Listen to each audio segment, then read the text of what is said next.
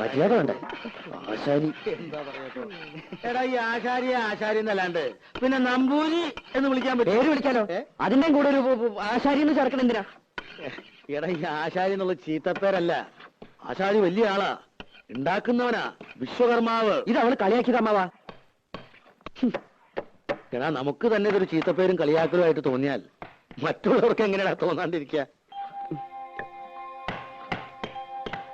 മോനെ മോനെ, അങ്ങനെ അടിക്കരുത്. കൊട്ടോടി കൊണ്ട് ഉളി നോവരുത്, ഉളി കൊണ്ട് മരം നോവരുത്.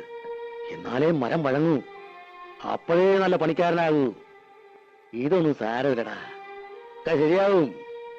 നീ പണിതോ, മാ പിടി.